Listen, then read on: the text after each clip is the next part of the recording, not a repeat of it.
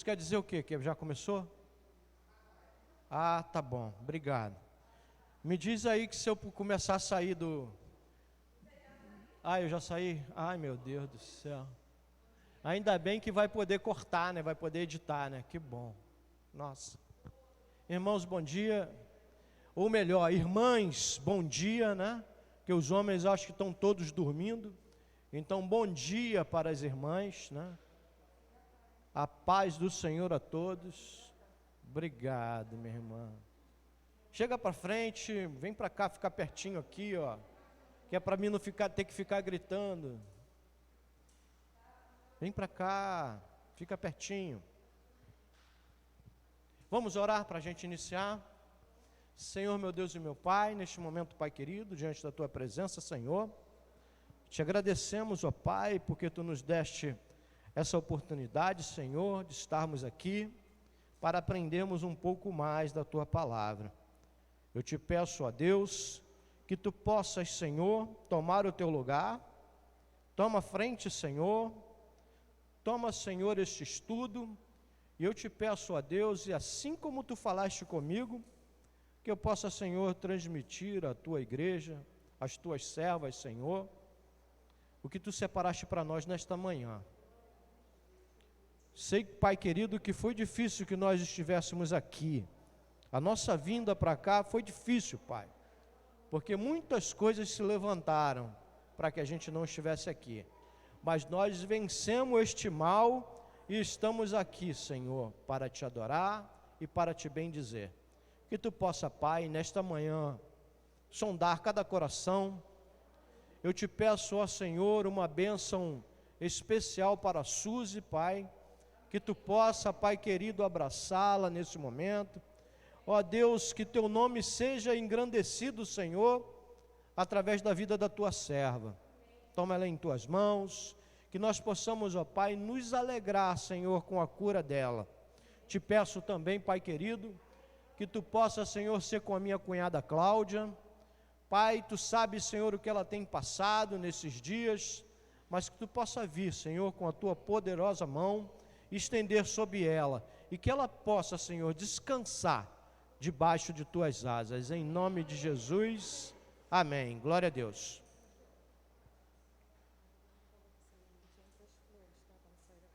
Como é que é o negócio?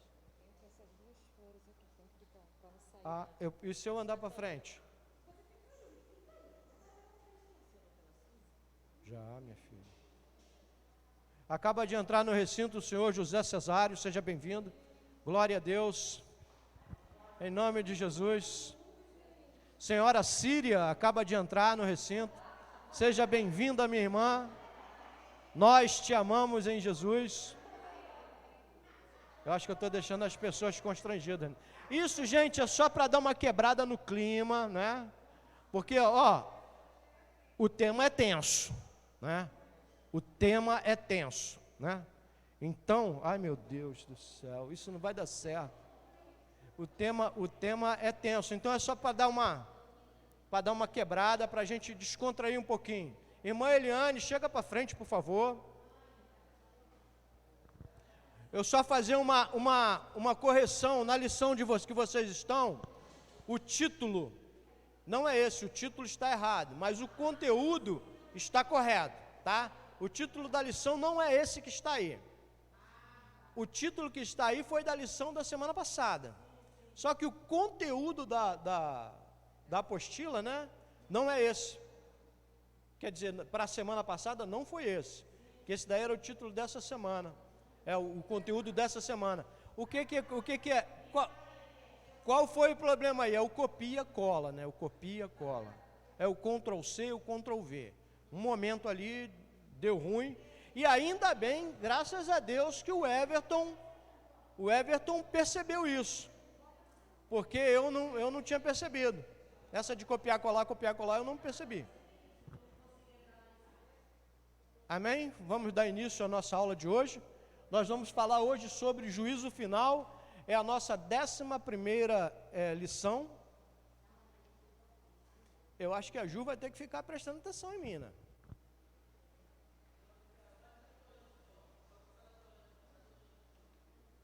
nós vamos falar sobre 3 questões. Está aí, não precisa se preocupar não, que é o que está aí no manifesto de vocês. Mais um. Eventos que antecedem ao juízo final, que aí está dividido em 2 tópicos, né? A última revolta de Satanás, a prisão eterna de Satanás. O tópico 2, o juízo final, propriamente dito, né? O que é e quando se dará? Quem será o juiz? Quem terá de prestar contas ao justo juiz? E o terceiro e último tópico é as bases do juízo final. Livros serão abertos e qual a sentença? Essas bases aqui é aonde a gente encontra os textos bíblicos, né, que vão nos nortear para essa afirmativa. A nossa leitura em classe está em João 3, 18 e 19 e Apocalipse 20, do 11 ao 15.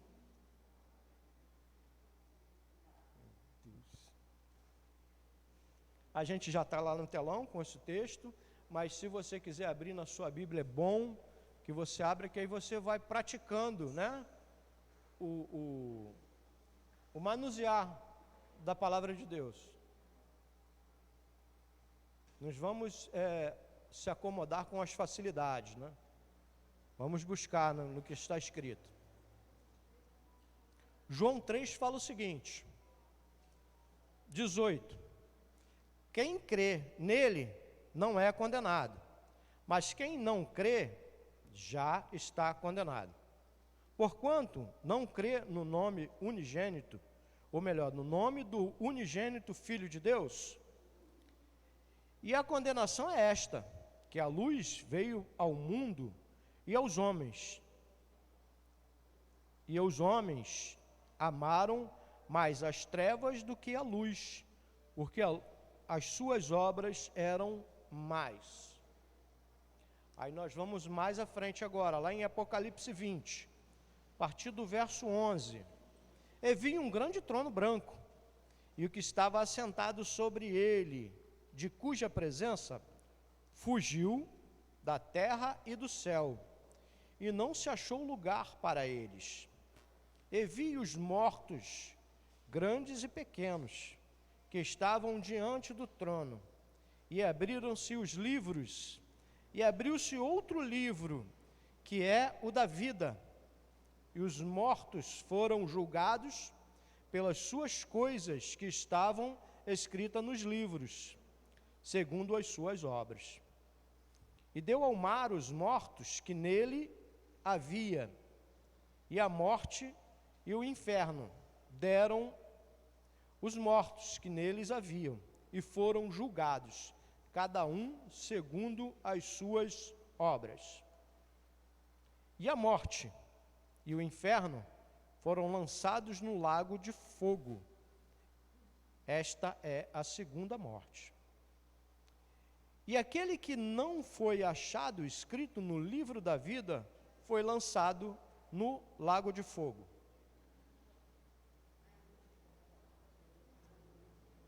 A nossa introdução.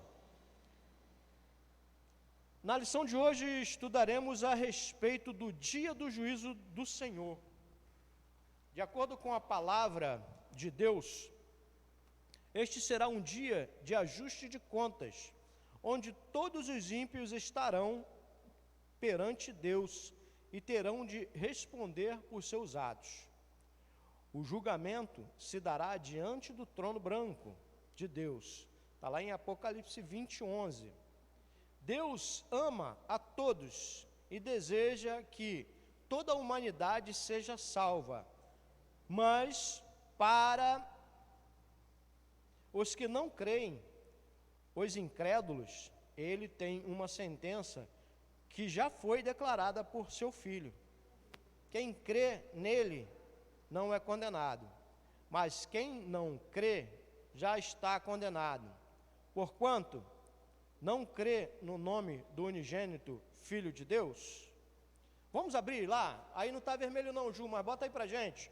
João 3,18.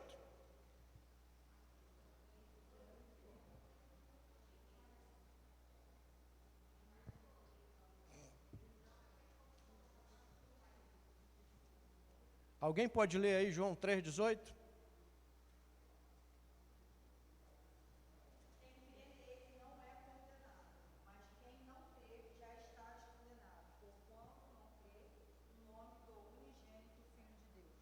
Você pode repetir, meu amor, linda?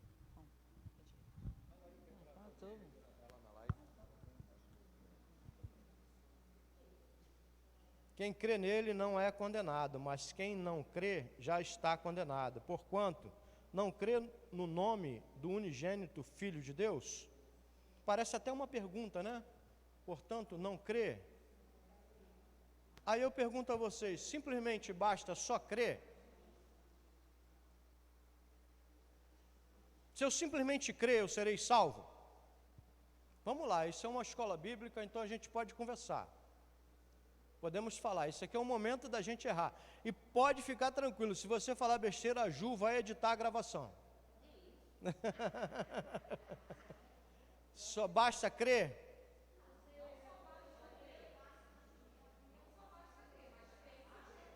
Crê no Senhor Jesus e será salvo tu e a tua casa. Então meu filho não precisa crer, porque eu já criei. Não? Vamos lá, e aí? Então vamos fundamentar esse nosso negativo. Não por quê? Opa, a salvação é individual. Mas então essa passagem parece incoerente, não é? Crê no Senhor Jesus, né, que será salvo tu e a tua casa. Uma promessa.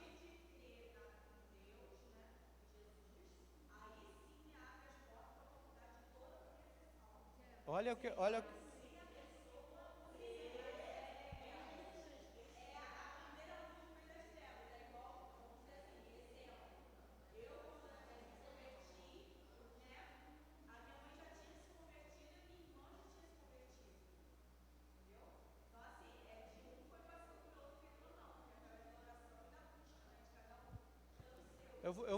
Eu vou usar uma comparação bem chula, né? É como se eu fosse o agente contaminador. Exatamente, eu sou o vírus. Eu aceitei a Cristo e através de mim, as pessoas que estão ao meu redor, né? Principalmente a minha parentela, tende a me seguir. Mas aí há uma observação bem apropriada. Não é simplesmente crer, né? Não é simplesmente crer, é fazer a vontade de Deus, não é? Então eu tenho que identificar qual é a vontade de Deus aonde? Para mim, na minha vida. Eu sempre falo isso, eu vou repetir novamente. Cada um de nós tem um propósito importante dentro do reino de Deus. Quando lá em Coríntios ele distribui os dons, no final ele fala o quê?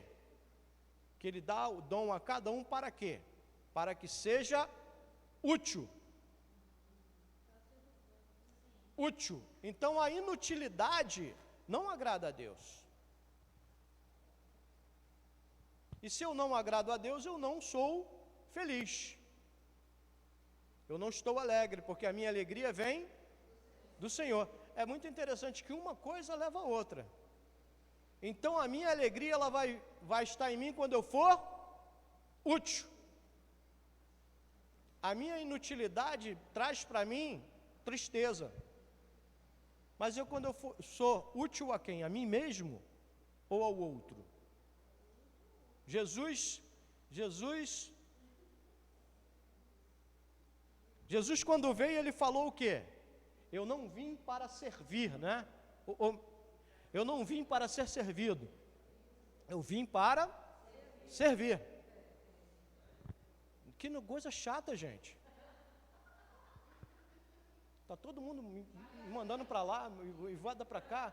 Eu estou parecendo uma marionete. Tá a Ju falando para mim vir para cá, é para não fugir da câmera, gente, porque está gravando. Eu acho que ela vai tirar isso tudo, eu espero, né? Aí eu pergunto a vocês, você tem sido útil na obra do Senhor? Poxa, mas foi tão pouco amém, hein? Amém? E aí, Vitória, você tem sido útil? Tem? Glória a Deus. João, Pedro, Leandro, Evandro. Nossa, vamos todo mundo para o céu. E a alegria reina aqui abundantemente. Thelma, você tem sido útil? Elma?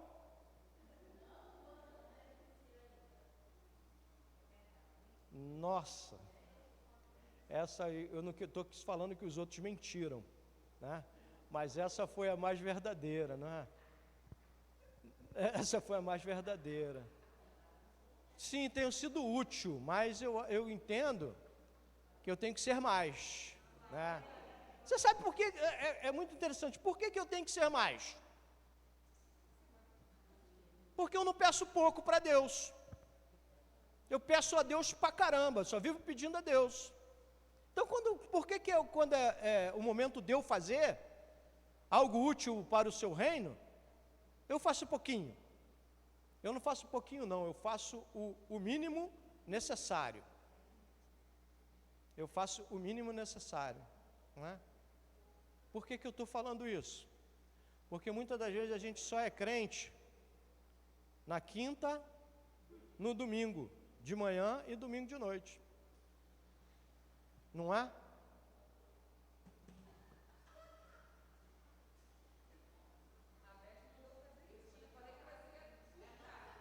Então a gente captou, Beth. Cara, isso é muito ruim, mas tudo bem. Vamos lá. O que eu falava mesmo? O que? Oi? Isso, nós só somos crentes na quinta e no domingo, né? Mas no domingo a gente é crente pra caramba, que a gente vem na escola bíblica, a gente assusta o culto, aí a gente à noite vem pro culto de novo. Nossa, mas a gente é muito crente, né? Isso é o que, minha irmã? Bateu o ponto. Isso é bater o ponto. Um pouquinho mais à frente, a gente vai falar um pouco mais a respeito de obras, né? Então a gente vai falar um pouquinho. Não tem nada a ver com a nossa lição, mas eu entendo que é um aprendizado para nós. Vamos lá?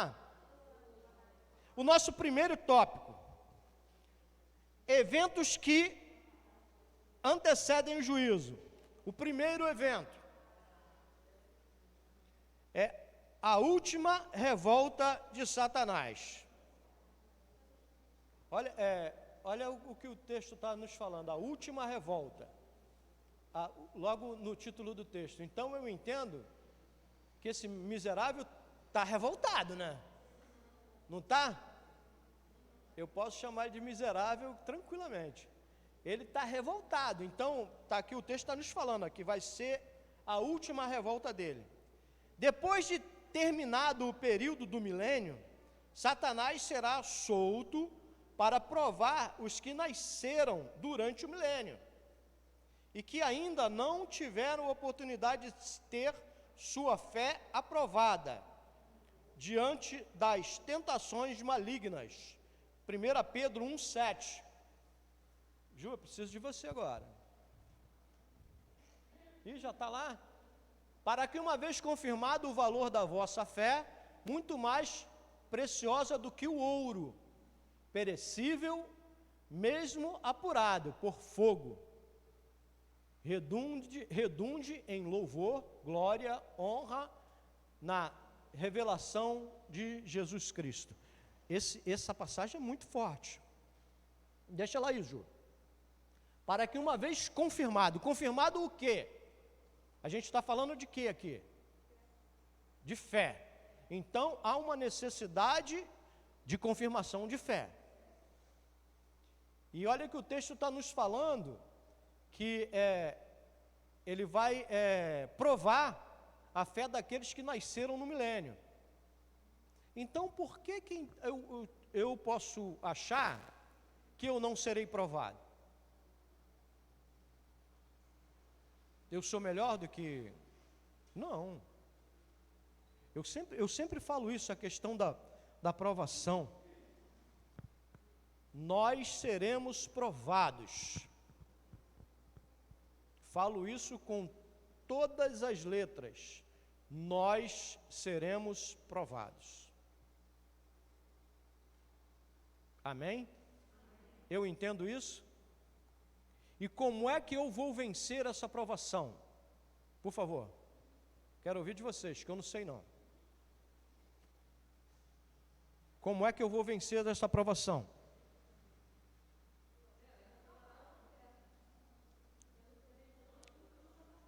Eu só estou ouvindo burburinho, ninguém falou. Para a alegria de todos, acaba de entrar no recinto pastor Elise e pastor Antônio, tá? Glória a Deus. Atrasado, mas chegaram, né? Tudo bem. E aí? Como é que a gente vai vencer essa prova? Como Jesus venceu Satanás no deserto? Glória a Deus. Mas falou para você, né? Falou em oração, em pensamento. Eu vou vencer esta prova com o quê? Com palavra de Deus. Aí eu tenho que falar de jejum. Aí eu tenho que falar de vigiar. Não é? Aí eu tenho que falar de uma vida de intimidade. Isso que a irmã está falando é correto. Sabe por quê? Porque é uma coisa puxando a outra. Né? Eu não posso falar que tenho intimidade com Deus se eu não falo com Ele. E como é que eu falo com Ele? Orando. Né? E essa oração vai trazer o quê? Uma intimidade mais próxima. Como é que eu posso conhecer a irmã Elizabeth se eu não conversar com ela? Aí, olha, a gente tem algo muito interessante. Sermos ouvintes. A gente está perdendo essa capacidade. Você sabe por que a gente está perdendo a capacidade de ouvir? É porque os meus problemas são maiores do que os da irmã. Porque no meu pensamento, o mais importante sou eu. Aí eu me encho de si mesmo, de mim mesmo, né? Eu me encho de mim mesmo, que não cabe mais nada. Sou eu e eu. São eu e os meus problemas. Eu vou até ouvir você falar, mas eu não vou dar. Não vou te dar ouvido. O famoso ouvido de mercador. Vai entrar aqui e vai sair por aqui. Mas por quê? Porque eu coloco como os meus problemas sendo os mais importantes, não é? Uma pessoa que age dessa forma, ela tem Deus no coração?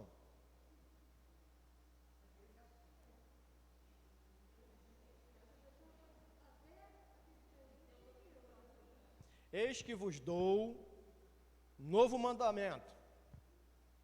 Amarás teu Deus acima de todas as coisas e ao próximo como a ti mesmo. Gente, se eu não consigo amar o próximo, eu não estou fazendo vontade de Deus. Aquele que quer vir após mim, né, negue-se a si mesmo, esqueça os teus problemas e me segue. Eu vou resolver todos os seus problemas para você me seguir. Esse tome a tua cruz é o quê? São os problemas, né? Então, ó, toma os teus problemas, coloca nas tuas costas e ó, caminhe. Vocês estão percebendo que uma coisa leva a outra, né? Irmãos, suportai-vos uns aos outros em amor, né? Esse suportar é o quê? É tolerar? Não, eu tenho que tolerar a Jaqueline, porque ela é chata pra caramba. Mentira, isso é mentira, né? É esse tipo de tolerância, né? que a palavra está falando? É suportar, gente. É dar suporte. Ó. A irmã está caindo, eu vou lá, ó. Eu vou botar a mão nela e eu não vou deixar ela cair. É dar suporte. Não é de suportar, de tolerar, de tolerância. Não, que eu tenho que tolerar minha irmã. Não, é dar suporte. É até uma palavra bonita, né? Que, usada muito na informática, né? Na área de tecnologia da informação. Dar suporte. O que é dar suporte? É ajudar. É ajudar o irmão nas necessidades dele. Eu vou reiterar novamente, porque agora que ele está entrando, pastor Antônio acaba de entrar no recinto, né? Novamente, né? Mas naquela hora só entrou o pastor Elis. Ele estava lá fora fazendo as oferendas lá.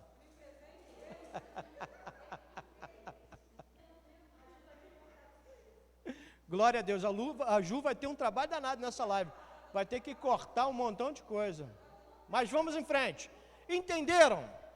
Porque não é só simplesmente ter fé, é algo maior do que isso. É um compromisso mais profundo com Deus. Mas aí todo mundo vai chegar a esse ponto. Todos nós aqui presentes, vamos chegar a esse ponto de intimidade com Deus?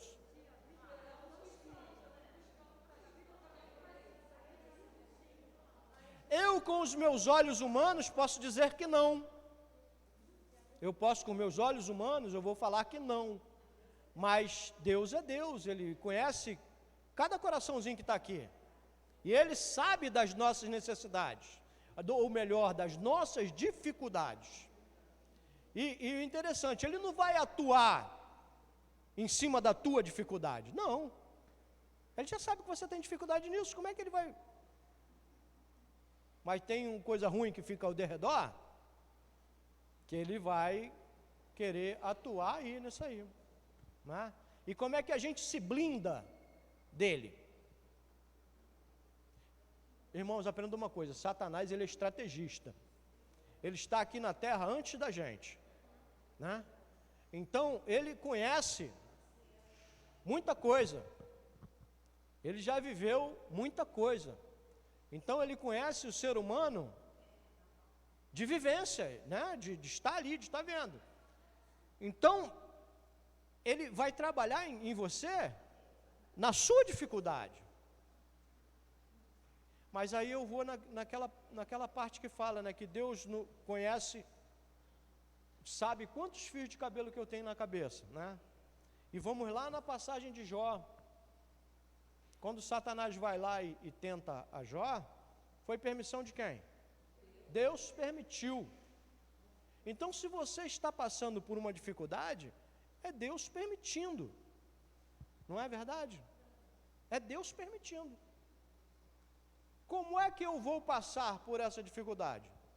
Buscando mais a Deus. Por quê? Porque é na fraqueza que sou forte. Como é que a gente pode fazer com que essa frase, ou melhor, essa passagem, seja verdadeira? Quando sou fraco, é que sou mais forte. É porque quando estou na dificuldade, é que eu procuro mais a Deus.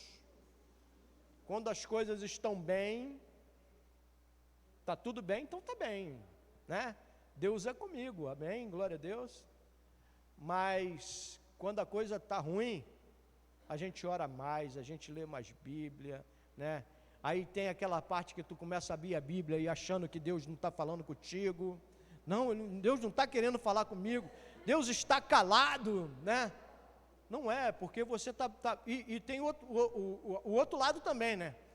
Tudo que é falado, não, Deus está falando comigo. Deus está falando comigo. Mas por quê? Porque você está sensível. A sua dificuldade deixa você sensível.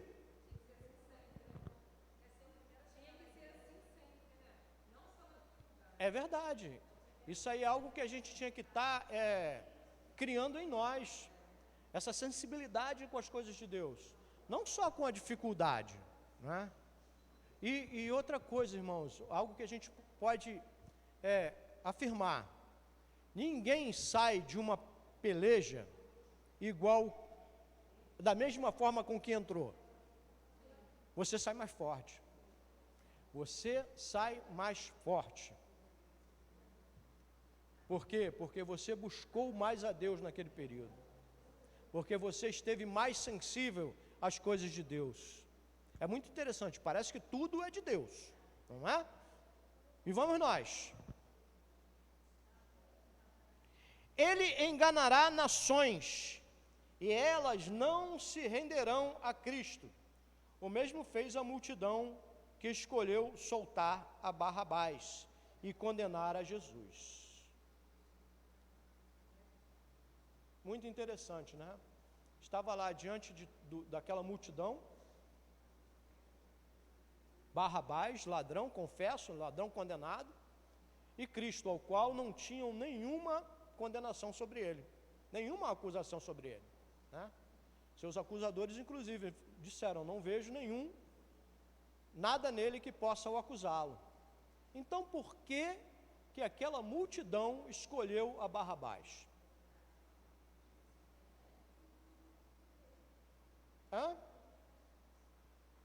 Será que aquela multidão conhecia Jesus? Não conhecia Jesus, né? E há alguns estudos em que os sacerdotes, né, os homens de Deus da época, incitaram a multidão a gritar para libertar Barrabás. Aí vocês talvez questionem, assim como eu também questionei, mas gente, foram os homens de Deus que apresentaram a Cristo para ser crucificado. Se fazia necessário. Por quê? Quem é que levava o cordeiro para o sacrifício? Não era o sacerdote? Jesus não era o cordeiro de Deus que tirava o pecado do mundo? João Batista declara isso, eis ali o cordeiro de Deus que tira o pecado do mundo. E na época a remissão do pecado ele tinha que ser feita através de derramamento de sangue. Então Cristo tinha que ser sacrificado. Aí é algo que me vem à mente, né? Me vem para questionar. É algo que me vem para questionar. Por quê? Por que Jesus então foi tão massacrado? Seria só ele um cordeiro, né? Para ser apresentado ao sacrifício? Gente, era só passar a faca no pescoço dele e deixar ele sangrar. Simples, né? Simples assim. Mas não, chicotearam, cuspiram, humilharam, né? Por que isso?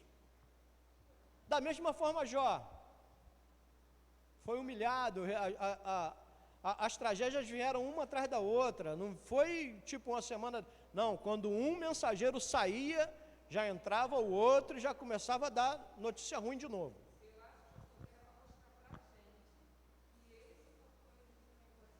Não entendi, irmão. Eu acho que Jesus passou por tudo isso para mostrar para a gente que aquilo que ele sofreu, nós também poderíamos sofrer.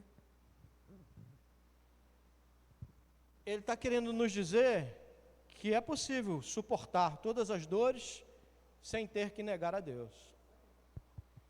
Irmão, o sacrifício foi tão tremendo que em dado momento ele questiona se Deus o abandonou.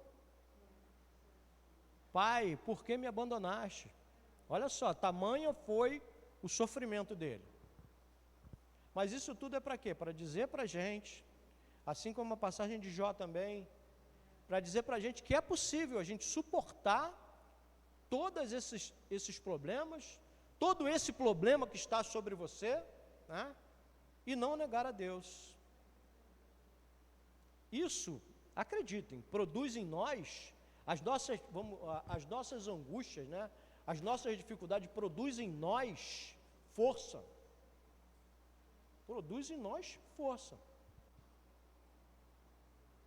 Produz em nós quebrantamento, humildade e por aí vai.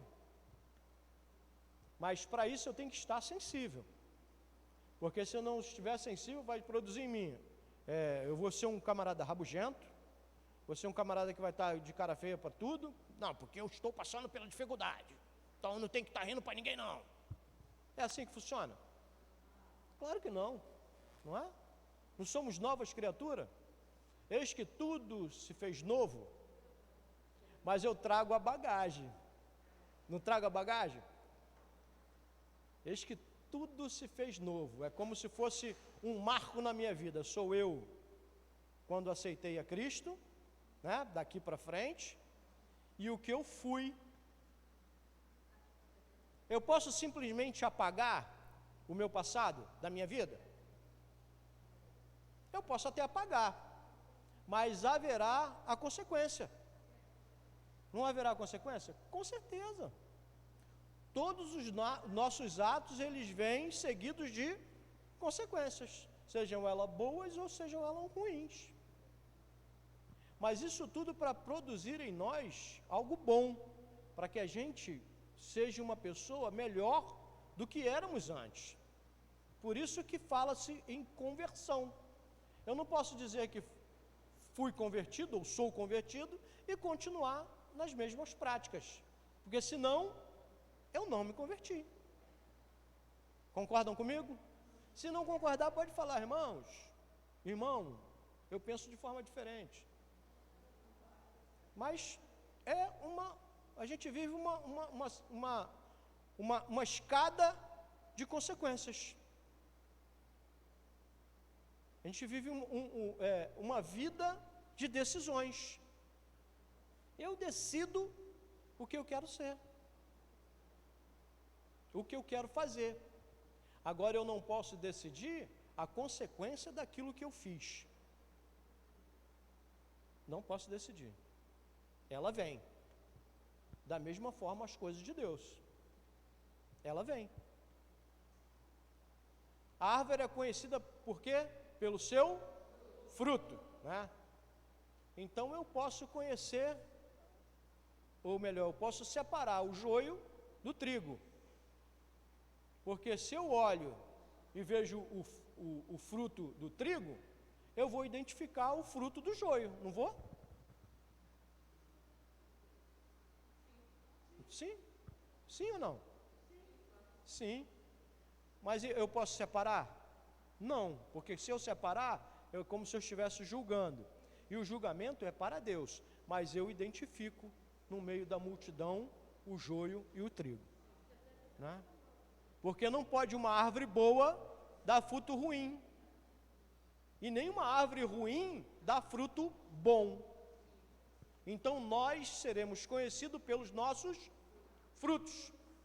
Aí eu pergunto para vocês: qual o fruto que você tem produzido? É fruto bom? Hã? Sim?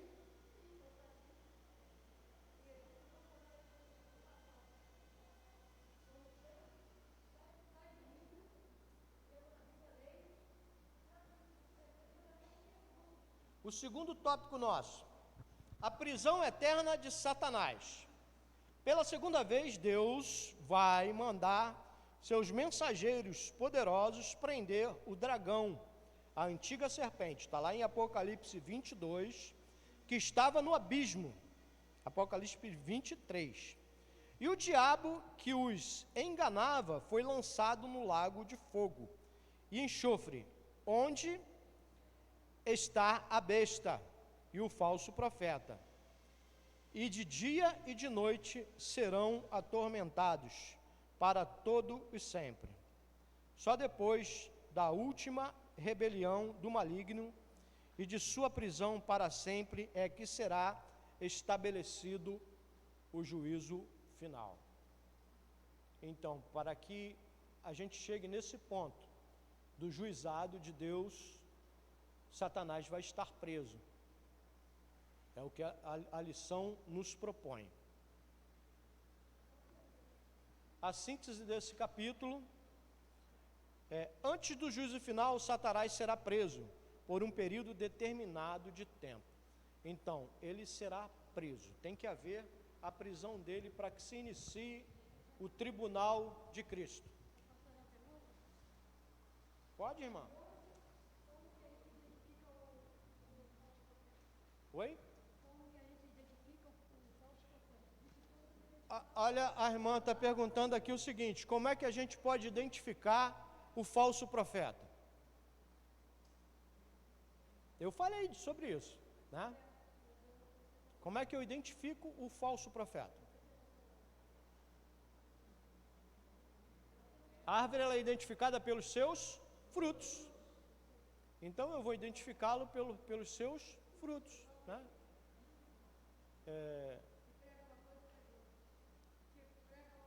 A gente vai falar nisso lá no finalzinho, sobre os pseudos pastores, né? Diante de Jesus, todo joelho se dobrará, queiram ou não, se prostrarão diante dele os ditadores, governantes, juízes, juristas, políticos, cientistas, militares de todas as patentes, milionários em sua soberba, arrogância e prepotência, e também os pobres, analfabetos e miseráveis, se não tiverem aceitado a Cristo como Salvador. Diz a Bíblia, porque está escrito: pela minha vida, diz o Senhor, todo joelho se dobrará diante de mim, e toda língua confessará a Deus, de maneira que cada um de nós dará conta de si mesmo a Deus. Romanos 14, 11, 12. Glória a Deus, pois atualmente já temos privilégio de dobrar os nossos joelhos e adorar ao Senhor em espírito e em verdade. Percebam aqui o seguinte: então, toda boca que confessar e todo joelho que se dobrar será salvo?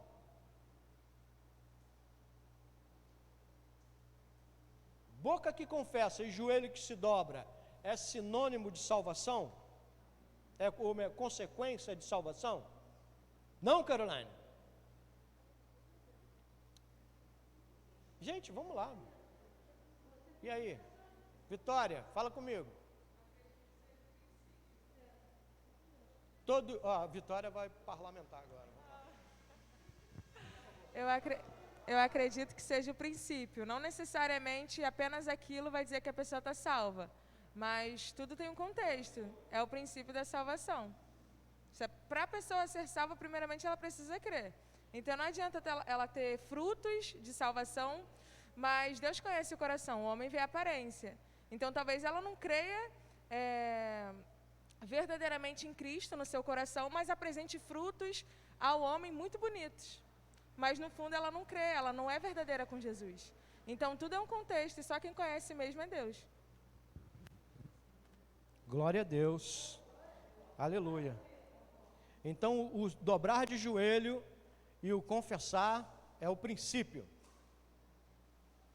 Vocês concordam comigo? É o princípio de uma convivência.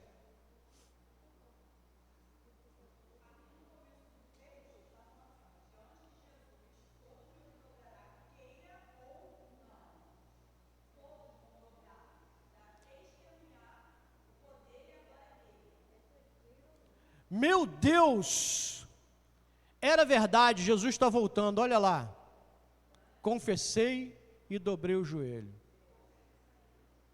É princípio de quê? De que eu fiquei. Não é? Então isso não quer dizer salvação. Perceberam? É princípio para nós aqui, né, que estamos na sombra e na água fresca, né, declarar e dobrar o joelho, tal. Mas eu digo já no final, no derradeiro, é coisa sinistra. Ju, eu acho que eu pulei alguns slides aí. Eu estou no 11 e no 12. Então, por favor, pula para o 11 e para o 12. Peraí.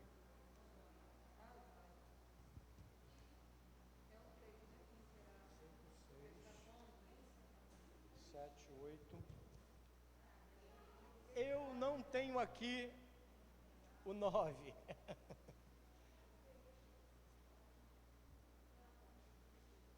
Quem terá de prestar contas ao juiz?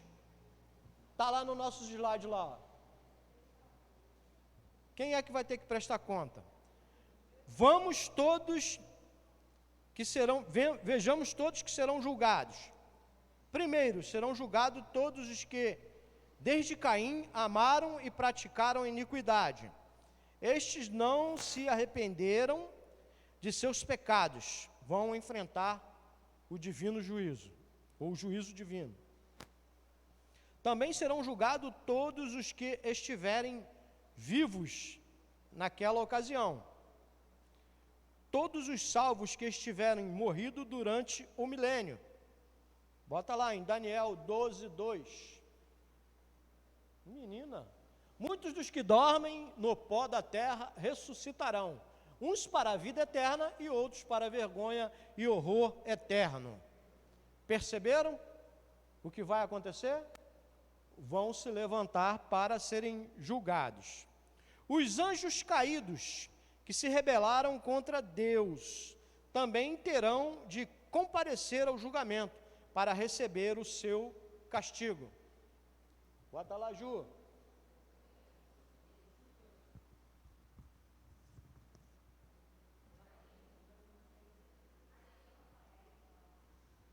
E os anjos, os que não guardaram o seu estado original, mas abandonaram o seu próprio domicílio, ele tem guardado sob trevas, em algemas eternas, para o juízo do grande dia. Perceberam? Deixa eu me achar aqui, que eu acho que eu já me perdi.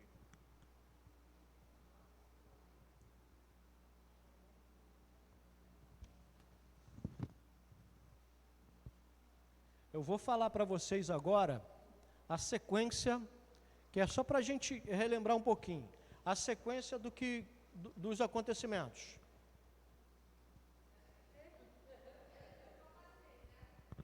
Isso, aquele que fica a tela azulzinha. É o slide 9.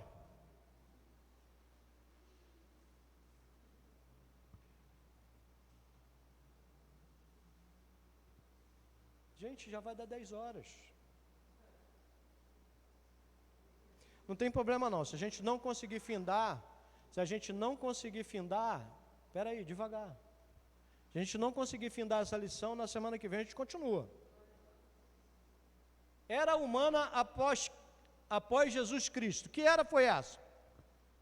Foi logo após a morte de Cristo. Princípio das dores. Alguns estudiosos dizem que nós já estamos nesse princípio. Arrebatamento da igreja. Grande tribulação.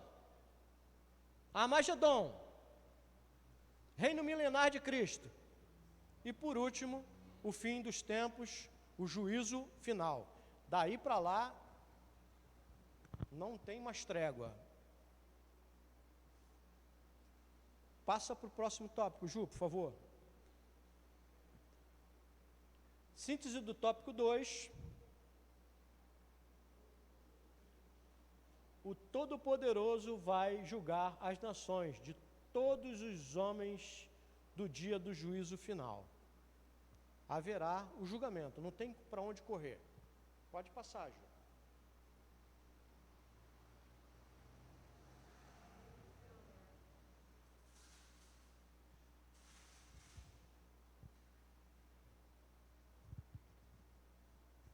Vamos para o tópico 3. Acho que vai dar tempo sim. As bases do juízo final. Livros serão abertos. No dia do juízo final serão abertos vários livros. Mas, que livros são estes? Estes livros são uma representação do julgamento divino. Segundo a palavra de Deus, neles foram registrados todas as ações, boas e más, praticadas por todos os seres humanos, desde o início do mundo até o dia do julgamento. Apocalipse 20, verso 12. Precisa abrir não, Ju. O julgamento de Deus terá como base os registros divinos divinos que estão contidos ali. Ninguém poderá dizer que foi julgado de maneira injusta, pois tudo está registrado com precisão.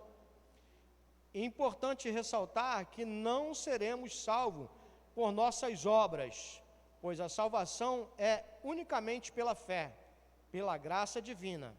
Mas as nossas ações evidenciam a nossa conversão. Aqueles que já experimentaram um novo nascimento precisam demonstrar a nova vida em Cristo mediante seus frutos. Aquilo que a gente falou a respeito dos frutos. Aí eu vou um pouquinho mais a fundo. Não basta ser só crente. Não basta ser só crente. Eu tenho que parecer ser. E como é que eu pareço ser crente? Botando uma saia compridona? Usando terno? Testemunho de vida, né? E esse testemunho de vida são os nossos frutos. Como você é quando você está fora da igreja? Tá? E aí?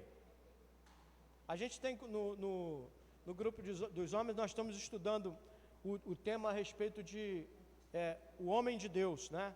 O título de homem de Deus. Nós hoje podemos ser chamados dessa forma? Eis ali um homem de Deus. Tem visto o meu servo Jó? Olha, o próprio Deus testificando de Jó. E aí, eu posso hoje bater no peito e falar que eu sou um homem de Deus ou uma mulher de Deus? A gente tem que tomar cuidado, porque essa declaração, através dos meus atos, podem mostrar o contrário, né? Então, não basta só ser, eu tenho que parecer ser. As pessoas têm que olhar para mim e identificar em mim um homem e uma mulher de Deus.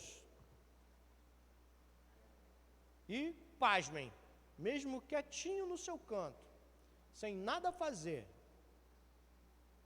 você vai ser identificado como homem e mulher de Deus. Sem em nenhum momento falar de Jesus, você vai ser identificado. Eu lembro que no último emprego que eu tive, a secretária, né, do diretor da escola, ela virou para mim e falou bem assim: você é Bíblia, não é? Aí eu olhei para ela: como Bíblia? Ela: não, você é crente, não é? Graças a Deus. Aí ela virou para outra menina: tá vendo, eu não te falei? E olha que eu não falei em momento nenhum para elas de Jesus. Mas foi o quê? São os meus atos, né? A minha presença. Abre aí para a gente, Ju. João 2,4, já está lá? Aquele que diz que eu conheço e não guarda os seus mandamentos é mentiroso, e nele não está a verdade. É o que a gente está falando aqui, a respeito de falar que é e não ser. Na prática, você demonstra o contrário. Passa para o próximo, Ju. Não, só o primeiro, volta um pouquinho. Isso. Efésios 2, 8 e 9. Porque pela graça sois salvo, por meio da fé. E isto não vem de vós, é dom de Deus. Não vem das obras, para que ninguém se glorie. Então,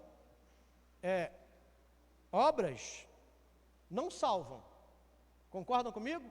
É o que o texto está falando. Pela graça sois salvo. O que é graça? Dom imerecido de Deus, não é isso? Por meio da fé. Então, para que eu adquira esse dom de Deus que eu não mereço, eu tenho que ter fé. Mas as obras não salvam. Bota o próximo lá, Ju. esse texto está lá em Tiago 2,26. Porque assim como o corpo sem o espírito está morto, assim também a fé sem obras é morta. Parece algo incoerente, não parece?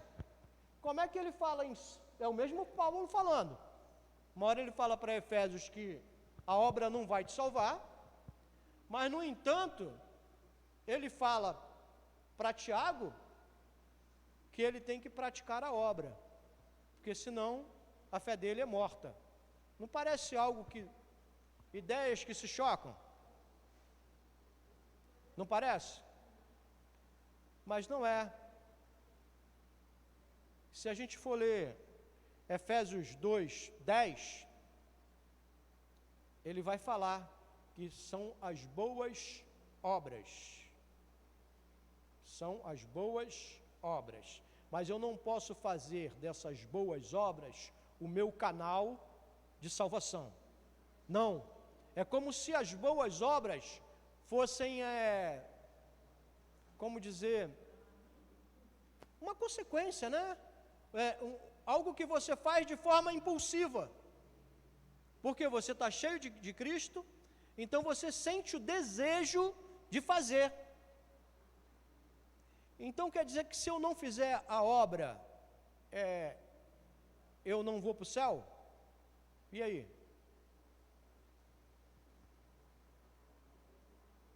Irmãos, a gente tem que aprender algo que é muito interessante. A gente tem que identificar o que é obra de Deus e o que é obra dos homens. Pintar a igreja é obra de quem? De Deus ou dos homens? Já estamos começando lá. Pregar a palavra é obra de Deus ou dos homens? Varrer a igreja? Dos homens. Mas eu posso deixar de varrer a igreja? Lavar o banheiro da igreja é obra de quem? Mas eu posso deixar de lavar o banheiro? Não. São coisas que eu tenho que fazer, mas que não necessariamente elas vão produzir salvação, mas devem ser feitas. Se a Ju parar de mexer na live, ela vai deixar de ir para o céu? Não. A gente vai deixar de dar aula se não tiver projeção de slide? Não. Vamos continuar ministrando a aula. Só são ferramentas, né? E são as ferramentas que vão produzir em nós comunhão.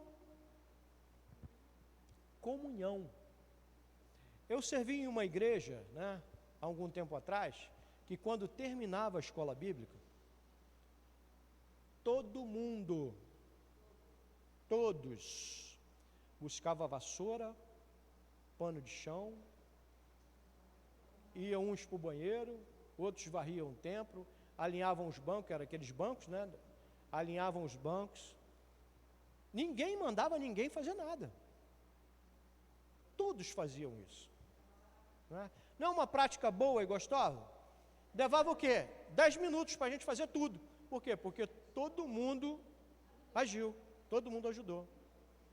E há os preguiçosos que falam o seguinte, né, quando parece alguma coisa para fazer: ah não, Deus vai levantar alguém para fazer. Misericórdia, né? Não, Deus vai levantar alguém. Gente, Deus já levantou, é você. Deus já levantou, é você que tem que fazer, não é? Aí eu me escondo, né, nisso. Não, que Deus vai levantar. E tem outra frase também que é sinistra. Eu não sei fazer. Eu não sei fazer. Eis-me aqui, envia Jaqueline, envia a Natália, e por aí vai. Envia alguém, mas eu estou aqui. Envia alguém, mas eu estou aqui. Né? É uma falácia danada. Então, é importante isso. E o interessante é que esse tipo de trabalho, embora não seja, né, obra de Deus, cria em nós comunhão. Cria em nós comunhão. A consequência disso é a comunhão. Mas eu posso deixar de fazer? Pode, o problema é teu, né? Teve uma vez que eu chamei um irmão, segura o banco aí para a gente alinhar aqui. Ele, irmão, alinhando o banco ou não, eu vou para o céu. Falou isso para mim. Eu, nossa, misericórdia, só falta se converter, né? Só falta isso, né? Mas ele estava mentindo? Não, mas é a forma que ele falou, né? A forma que ele expressou, né? Ele foi indelicado, foi ignorante, foi um monte de coisa, menos crente. Ele foi um monte de coisa, menos crente. Então, obras salvam? Não serei salvo pelas obras. Mas eu tenho que fazer? Sim, eu tenho que fazer. E qual a sentença? Tópico 2. E falta 10 minutos. Falta 10 minutos. A palavra de Deus afirma que todos os que não forem achados no livro da vida serão lançados no lago de fogo e vão experimentar a segunda morte. Estes estarão eternamente separados de Deus. Quão terrível juízo há para aqueles que não receberem pela fé a salvação. A igreja precisa anunciar a todos a mensagem do Evangelho, ganhando pessoas para Jesus, enquanto há tempo. Hoje é o tempo da oportunidade, o tempo de salvação. Que sejamos como Noé, que apregoou para sua geração o juízo do Salvador. Muitos rejeitaram a mensagem de Noé, porém o dia da ira não tardou a chegar. Eu diria aqui que muitos rejeitaram, né? Eu diria que a grande maioria rejeitou, né? Talvez, eu vou especular, né? Talvez os filhos dele acompanharam a ele por respeito, não é? Os acompanharam por respeito a ele, né? Porque a quem ele pregou, não acreditou. Síntese do tópico 3. O julgamento divino terá como base os registros do Todo-Poderoso. Eu pergunto a vocês, e aí, o teu nome está escrito no livro da vida? Glória a Deus. Você será salvo. Olha lá vai o povo de Deus lá. Glória a Deus, aleluia. Lá vai o povo de Deus, ó. O povo está trabalhando. Glória a Deus. Tsunami de Jesus, olha lá. Vamos concluir? O dia do juízo de Deus virá para todos. Você está preparado? Olha a pergunta, você está preparado? Lembra dos discípulos quando voltaram da missão que chegou para Jesus e falou: Senhor, curamos enfermos, expulsamos demônios. Aí Jesus fala para eles: vocês estão alegres por causa disso? Vos alegreis porque o nome de vocês está escrito no livro da vida. Essa é a nossa alegria, é a certeza da salvação, é a certeza de que estaremos lá com Jesus. Ore, olha só as situações, ore, leia a palavra de Deus, jamais permita que a carne, o diabo e o mundo venham fazer você pecar e abandonar a Jesus Cristo. Neste mundo temos muitas tribulações, mas alegrai-vos antes, porque está o vosso nome escrito nos céus. Está lá em Lucas 10, 20.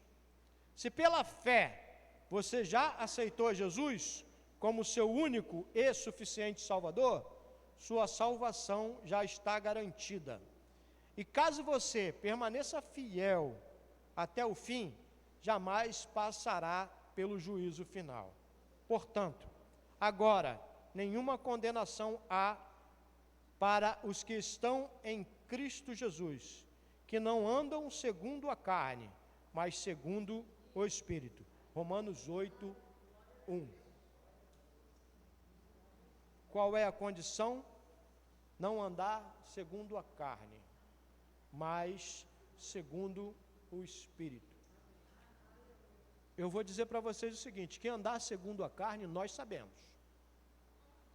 Com certeza, nós sabemos.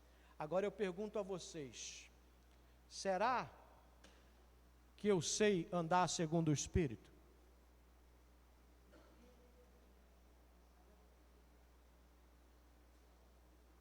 Como crerão se não há quem pregue? Né?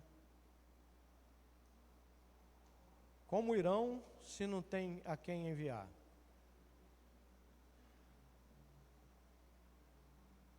Para aí para pensar. Tu tem vivido uma vida de crente, uma vida cristã, uma vida de comunhão com Cristo? Amém? Glória a Deus. Vamos ficar de pé, vamos orar. Vamos nos preparar para mais uma consequência, né, do dia de hoje.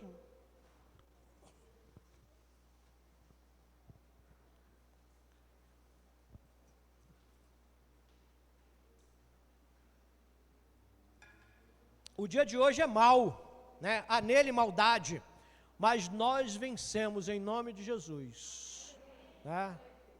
No mundo sofreremos aflições, mas tem de bom ânimo, porque eu venci o mundo. Jesus está nos dizendo que ele, como homem, né, com os mesmos sentimentos que nós, venceu a maldade que há no mundo. Então nós também conseguiremos e podemos vencer, né? 1000 cairão ao teu lado e 10.000 à tua direita, mas tu não serás atingido. Na próxima semana a gente vai estar realizando a última ceia do ano de 2021. Então eu já te convoco, né?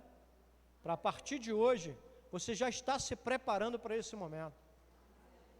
Porque, irmãos, nesses 2 últimos anos, nós passamos por situações muito difíceis. Muita gente perdeu parentes, né? Muita gente foi acometido da Covid, teve sequelas. Eu tomei nojo de feijão. Estranho isso. Mas eu passei esse período sem sentir o gosto e o cheiro. Mas quando me voltou, alguns cheiros me dá nojo. Eu fiquei com nojo de feijão. Eu como porque tenho que comer, mas eu como forçado. São os males desse mundo que nós não estamos livres de sermos acometidos. Não, nós não estamos livres disso. Mas a nossa certeza é que a gente vai passar em nome de Jesus. Vou passando pela prova, dando glória a Deus, glória a Deus, glória a Deus. Senhor, meu Deus e meu Pai, neste momento, Pai querido, diante da Tua presença, Senhor, muito obrigado, Pai, porque Tu falaste ao meu coração, através desse estudo, através da Tua palavra, Senhor, Tu falaste comigo. Eu espero ao Espírito Santo que Tu também tenha falado com o Teu povo.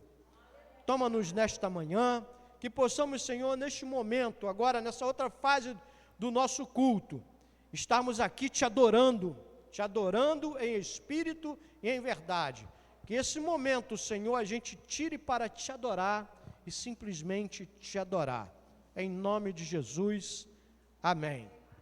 VaptVup, beber uma água aí no banheiro e voltar.